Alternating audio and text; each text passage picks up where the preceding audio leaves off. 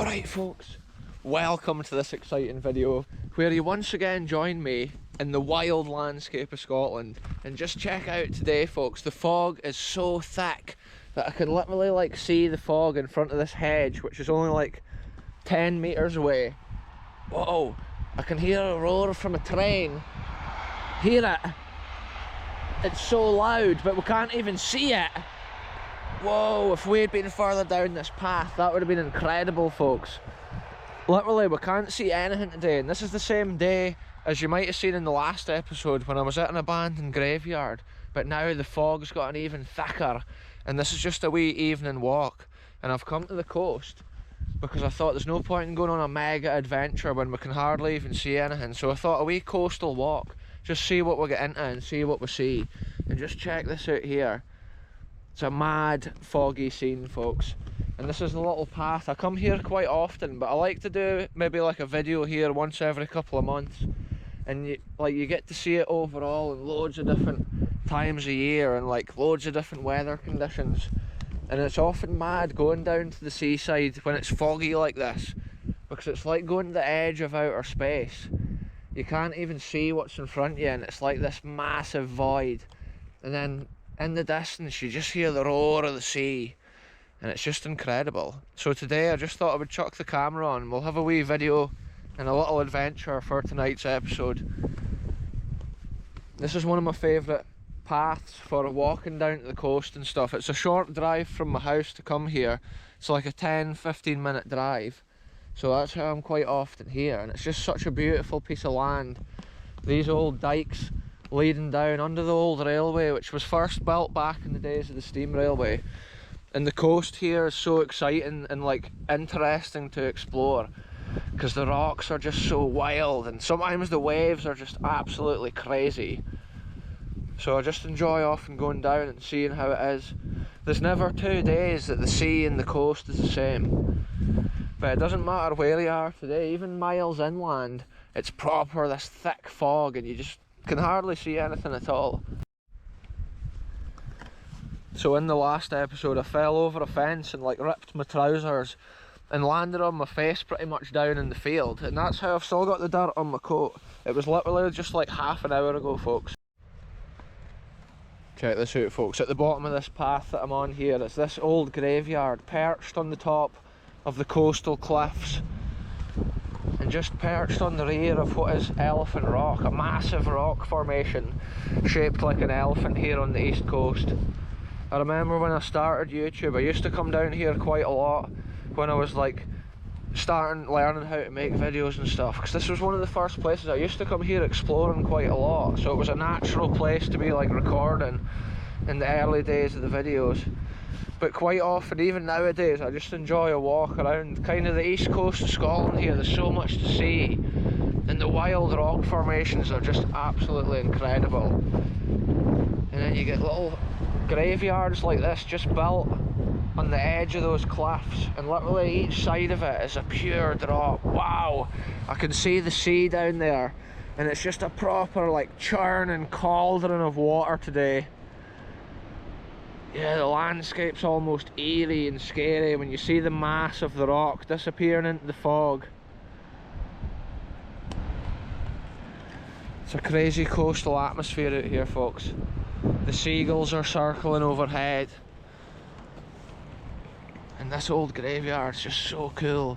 At one time I believe it's had little gates and stuff hanging on these cast iron pillars which remain. Wow, I've never been down here when it's proper thick fog, I don't think. Like, it's just mad to see.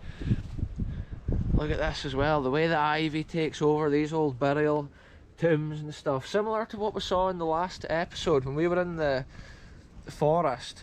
This is another one of these grave sites which was obviously owned and like looked after by landowners or like farm owners in the local area. It's often like big families that had a lot of money. They would have their own private grave sites like this, and they often used to pick just crazy random locations, and that's why you get them on the side of these huge coastal cliffs or in the middle of those little forests and things. It's wherever they owned the land. Maybe the person originally used to enjoy coming here and enjoying the coast, and then when they got buried, they maybe wanted to be in their favourite place, and then generation upon generation after that maybe just continued to be buried in the same area.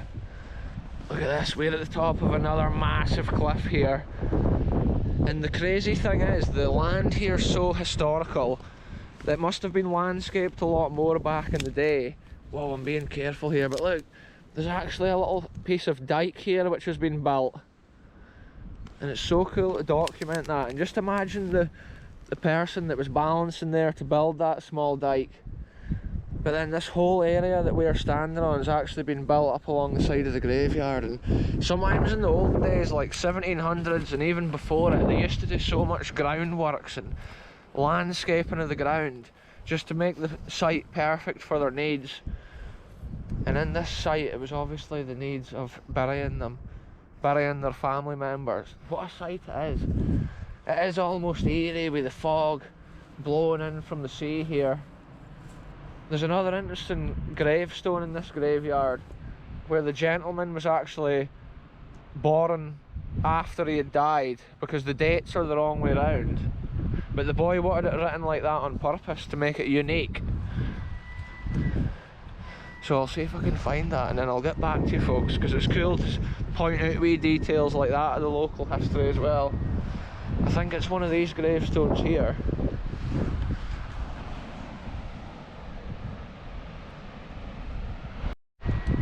Right folks, towering over this incredible coastal scene behind me, we've found it, and it looks like it says George Jane Rams or whatever, or it's hard to even see. It's hard to read his name, but it says here born 1859 and died in 1840, and that shows that was the gravestone, which was the unique stone that I was looking for. It was written like he wanted it to be like that to make it unique and to make it stand out from others in the cemetery. Right folks, I'm now going on with my adventure down to the side of the sea where the waves are ferocious, incredible. And I'm just wanting to go down and see what's down there, see how big the waves are when I'm up close. And I can see this field here has totally started growing since the last time I was here. It was just a ploughed field, rough earth. And it just shows how quick things can turn around. Once the farmers get the seed into the ground, it just sprouts up so quick. Probably with the moist air and then the sunshine that we'll get in between. It's just incredible for the stuff growing. Wow, there's just tons of seagulls and stuff circling around here and flying past. A place like this is just a haven for coastal wildlife, and it's often interesting the way things that get like washed up down at these beaches. You just sometimes find all sorts of stuff from all over the world that's just been floating about on the sea for who even knows how long. Whoa, it looks proper crazy down here. There's two things washed up. It looks like fishing buoys or something like that. I'll go down and check it out folks. Check this out folks, at the top of the hill here in this field, look, there's remains of a crab that one of the seabirds must have lifted up and dropped here. It just shows the seabirds are carrying stuff like that up. Whoa, I'm seeing some absolutely massive waves down here. I just love this coastal landscape. See when there's big waves, unpredictable massive waves, it's just a churning cauldron of water, and it's so exciting to explore, to get down near it. But obviously safety is number one here. Whoa, I can see some massive waves. Because it's so foggy, it probably doesn't even come out on the camera yet, so I need to get down to a lower height here at the coast. Whoa, the waves is coming in super fast and super big, and they're coming at a strange angle today as well folks. The waves is almost coming from like a northeasterly direction. So check it out folks, I'm taking the safest path down here, which kind of waves between these yellow bushes. The colour of these bushes here is so vivid at this time of the year.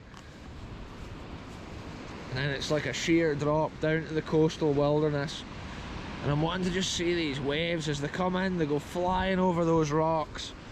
That's why this is one of my favourite places. The atmosphere down here, I don't even know if it comes across on the camera fully, like it's just incredible with the roar of the sea. and the eerie atmosphere of the mist. You can only see so far, and just through the mist you can almost make out Elephant Rock there. Whoa, there's another massive wave ripping in out there.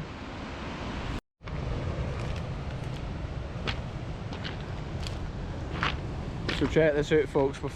We've made it down to sea level, and I think last time I was here on a video the waves was coming like right up to the edge of there, and me and the channel DJ were sheltering from the rain underneath Elephant Rock there.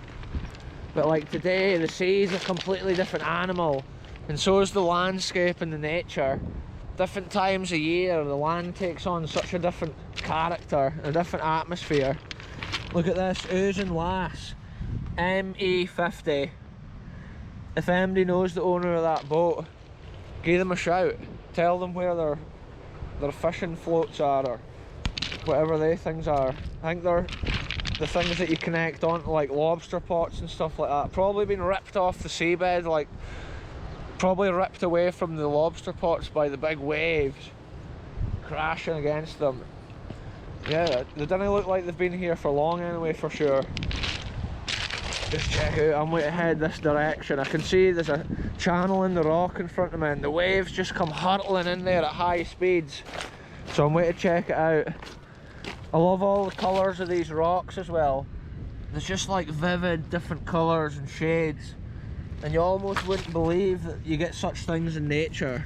All those little oranges and reds, yellows and greens. It's just incredible scenes.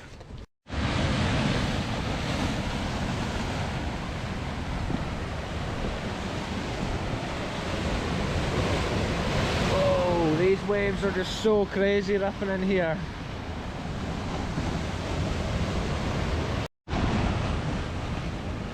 This is mad, folks. These waves are properly tearing in here, and I'm just away to go this route around the far side of this canyon. Well, whatever it would be called. It's maybe not quite a canyon, it's a massive hole. The waves are spraying over higher than the height of that rock at the opposite side, and I'm wanting to go and document the waves around the other side of this corner piece. It's crazy when they're just ripping in like that right alongside me.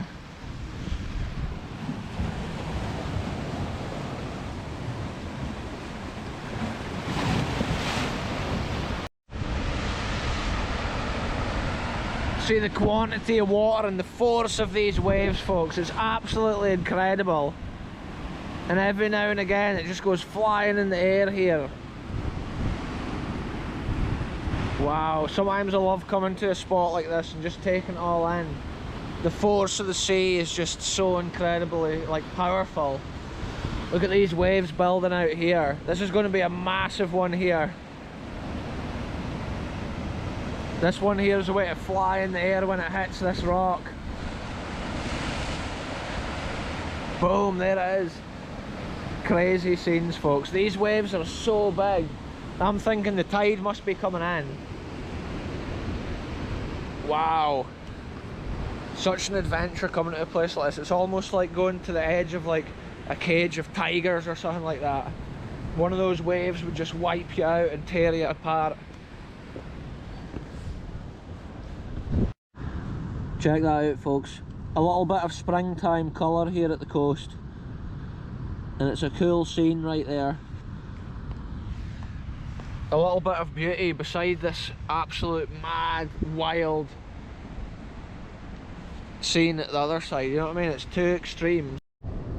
Check that out, folks. Look at the colour of that natural ore which is within that rock. So cool to look at that as I walk past in this extreme environment. You can see from the land why it's one of my favourite places to explore. It's so wild and unforgiving, and a place like this is good training because it's like slippy surfaces and dangerous. So when I'm climbing on other adventures, I'm kind of used to different environments and slippy terrains, but it didn't help me in the last video for sure when I slipped and like ripped my jeans. Here, look at this. There's an absolute monster of a wave coming in here. I'd be better standing at a different like vantage point here, I believe.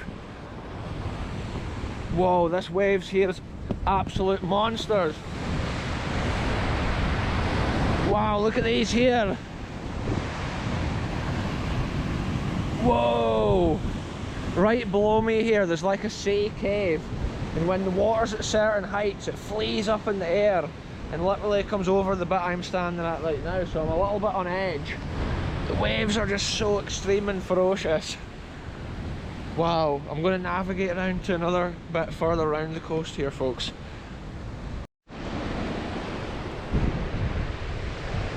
So it's cool to share little corners of Scotland like this with people all over the world.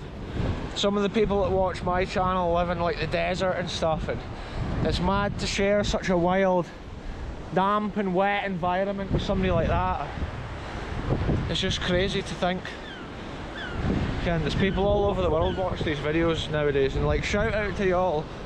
And I do read the comments, and I appreciate everybody that gets in the comments as well. I'm gassed walking up this hill. This is one of these extreme adventures. It's like the wild terrain of Scotland, but I'm thinking about heading around the coast a bit here in this adventure to the area where like the old lime kiln and stuff is, because I've not been down there for so long. So since I've been down at sea level there, folks, it's actually gotten more foggy. I'm walking back up through this field kind of side path here, and I can hardly even see Elephant Rock and the graveyard at the other side now, which is just mad. Because I'm at a higher height than sea level, it must be thicker, denser fog. Check that out, folks. At the bottom of the hill here is the ghostly ruins of the old fishery here at the Bodden Harbour. And it's so misty tonight, you can't even see the lime kiln over in the Har. The roar from the sea is just incredible tonight. But it's interesting to see these old buildings and imagine it when it was a hustling, bustling little community. And at one time the grassy embankment used to go so much further out, but over the years it's just eroded away and crumbled into the sea. And that was the reason, like, they had to leave that area because it was becoming like unsafe. But also the fishing communities kind of moved to the bigger harbours, and then nowadays it's just like Peterhead and stuff like that that's got the main fishing industries, and all these wee small harbours are fully closed down. Near here there's a local fishery of oozing, but apart from that it's like just miles of old abandoned harbours and ghosts of history, folks. Like these buildings, little families and stuff would have stayed in there and maybe spent their lives in there, looking out over that wild sea at times.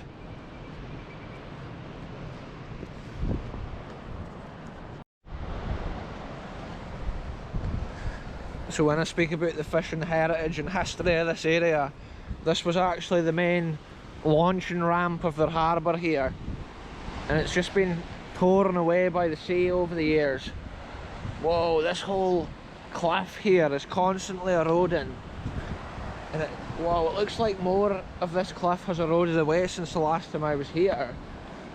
Sometimes the sea's so wild, it's like crazy, but look how the earth sits on top of the sandstone bedrock there, and then at the top there's kind of like a gravelly rubble, and then every time there's like high seas, that's getting pounded and eroded. And that's why I love an adventure down to a place like this. But see this bit I'm standing on right now, folks, I need to be so careful because it's actually underwashed. There's nothing below it.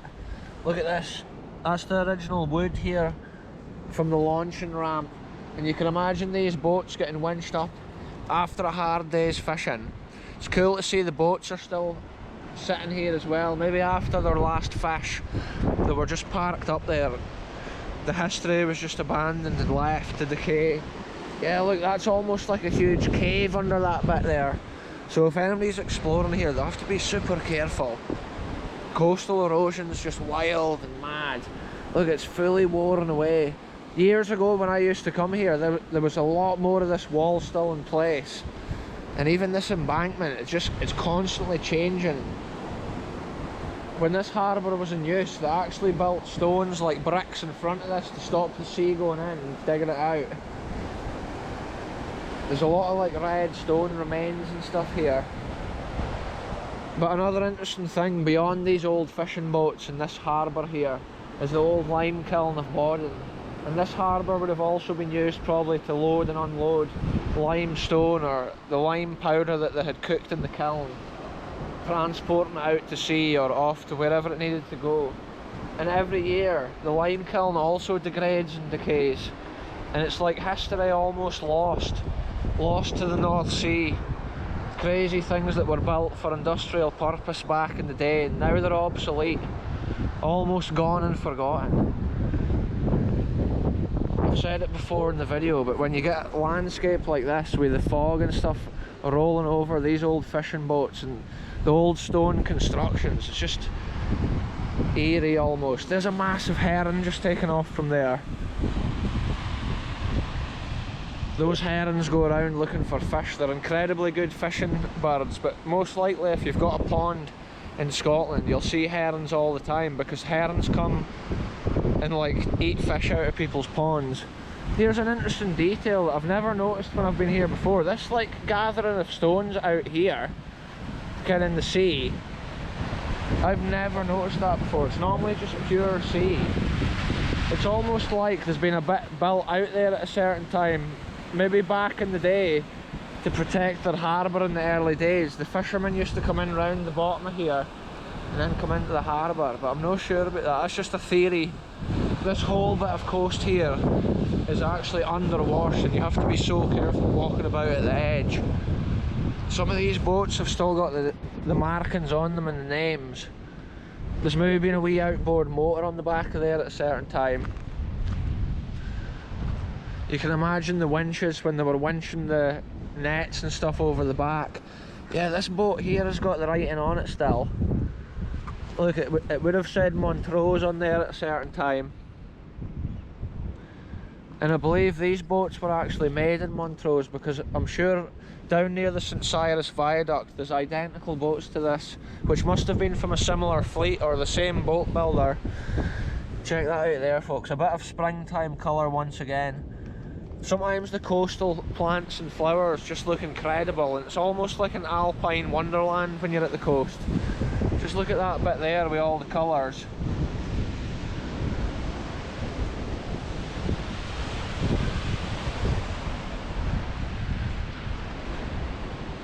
It's just something so delicate and colourful right next to something so wild and violent. It's the two extremes of nature side by side, and they rely on each other. Well, I suppose the sea doesn't rely on the plant, but those plants thrive in this kind of dry coastal air. Look at this, there's another bit where it's just dropped off and worn away there. If you weren't paying attention on an adventure like this, you could walk right over. It's just got incredible like rock shelves and stuff like that. Yeah, that earth is just hanging on in there. It's crazy to see the different layers of earth and rock in a place like this. It's crazy because around this side of Bodden today it's quite calm compared to the absolute madness and carnage. This area at Bodden's kind of got a beach area leading up in front of those abandoned houses, and it's quite a scenic spot in the summer. It's amazing to come here and chill out on a summer's day, and it's cool to come to places like this with a small bit of history hidden in the middle of them. But this was actually the location where I filmed the first ever BKR episode, and it was just spontaneous. I was out for a walk and I realised my camera had like a record function on it when I was taking a couple of photos, and then I recorded a wee video walking around here and edited it, and I loved it. I loved the process and then uploading it, and it was just curiosity, how many views would it get or whatever. And then I just started doing regular videos and just started to carve my craft on the YouTube, folks. And then here we are today, and it's cool often to reminisce about stuff like that when I come and see these structures. And even this place has changed since I first came, because it's always crumbling and falling away, and you can see how it's just undermined from the sea. But the tide is quite far out, judging from the amount of rocks that I can see out there. At one time, you have to imagine this earth and land went right around the side of the kiln, and you could have ridden round there on a horse and cart, whereas now it's just been eaten up and gobbled up from the sea.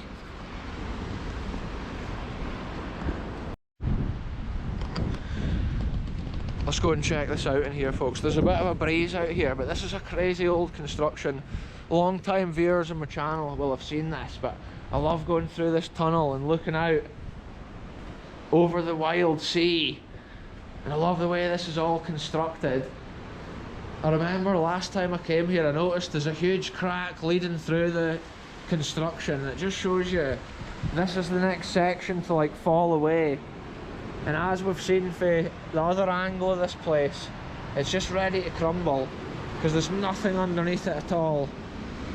There's the original stone slabs that would have been the flooring, and you can see how incredible they were built. And look how these walls at one time would have been over land and now they're over the sea. Even this intricate stone building, like in brick work above my head here, it's just slowly breaking away and disappearing. And I think these little tunnels at the side would have been big enough and high enough for a man to walk through. And that would have probably been for access in other areas here in the kiln. And this would have been for loading and unloading the kiln at this side. And you can still see the black mark here above the kiln. Whoa, I nearly fell forward there, folks. Above the kiln, the main fire piece here, you can see the black charring on the stones.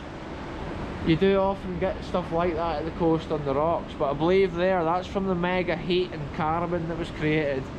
Because I've seen that at lime kilns that I've been visiting recently at farms. This is just a mega massive like industrial version of that. So it's cool to see the scale of that between the wee furnace and then the massive like dual furnace that you get in a place like this. And I believe there's loads of scrap in there which has been thrown in over the years. And then in front of me here is another area which must have been one of the other kilns. And the way the stones is arched over, it's so incredible. Every time I come here I'm just blown away by like the craftsmanship and the work. Think how long ago those stones were put in. Most likely 1700s. But these are both kind of like backfilled with debris and stuff over the years. Wow, it's just a beautiful stone construction. And on a night like tonight, I didn't have long to explore and I just wanted to go on a wee adventure, so here I am in the middle of another bit of history in an extreme landscape. And it's cool to hear these videos as many days as I can. I'm off tomorrow and I'm going to explore more abandoned history, so for sure there'll be something cool coming up within the next few videos. I'm not sure where I'm going, but I love exploring like abandoned houses and places I've never been. But with an old structure like this, I like to come back and like update it to see if any more has fallen off. But I'm just happy to see that it's still in great condition. Well, the same condition it was the last time. So from the way the weather is tonight, you can get an idea of the extreme conditions that a place like this has put up with over the years. But another interesting point, it was actually used by the military in World War II as a bit of a natural lookout and a natural defensive position. And there's a third little round kiln up there which would have been used as like a lookout or a machine gun bunker. But yeah, it's a crazy little spot here at the coast, and it's been a cool little adventure to come down and have a walk around. Just see the North Sea in its full glory with those roaring waves ripping onto the rock.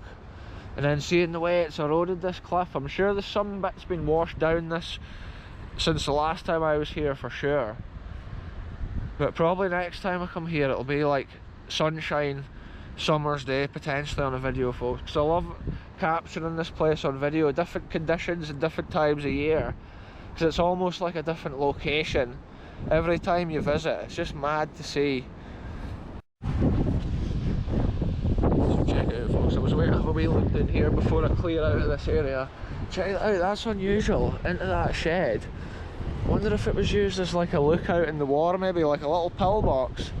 Or it could have even been, maybe if they were storing fish, they needed the ventilation. But then you would think that's what that would be there. That is an interesting hole. Maybe it was used for actually loading the fish into the building. Because I believe it was used for fishing, or it's like a fishery building. And just check it out, there's like old anchors and stuff here.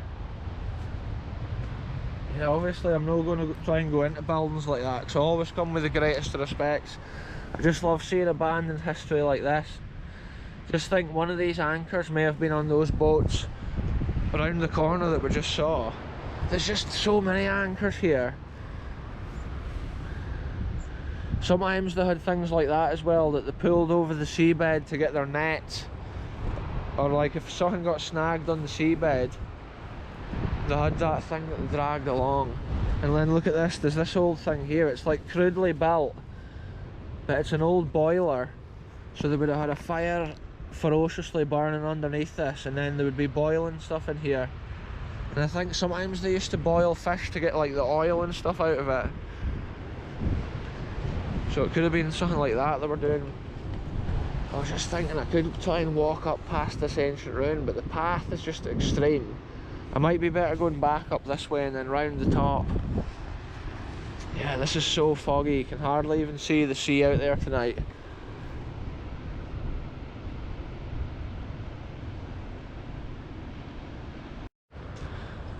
Yeah, it's mad because I've walked past this building before and I've never noticed that little hole there.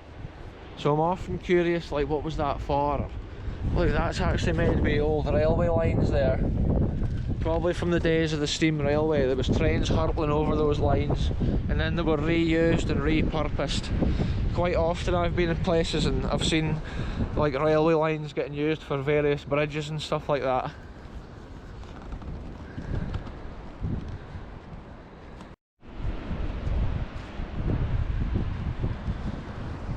So sometimes midweek I like to hear a little video like this where it's just a wee adventure, exploring a bit of Scotland and just seeing what I get into. And tonight's adventure's been a good fun one. I'm now following this path back up behind the rugged coast, overlooking these old houses. And yeah, I've just been blown away once again by the ferociousness of the sea and the extreme erosion around the lime kiln. It's just a matter of time before it sadly like drops into the sea, and it'll be crazy at that time. You can imagine the rumble as the history just falls down. But then that harbour is constantly falling down, so it is just a process. Nature always takes back over.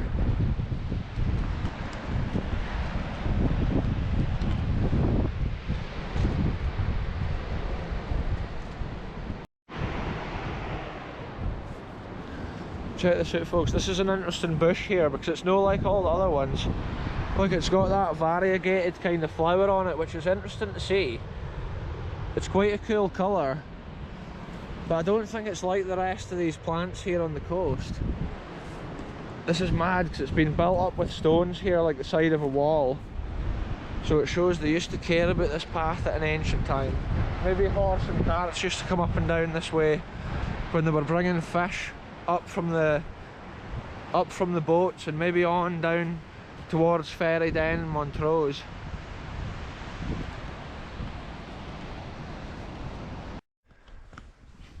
So there you go, folks, that's been another mad adventure, and you would almost think it was the Mull of Kintyre with the amount of mist rolling off the sea tonight. It's just been an incredible landscape, and it's often magic to see just all that stuff hidden within this landscape on a foggy night. But that's me just about back at the car, so I'm going to end this one here. Thanks very much for watching, and I'll be back very soon with the next one.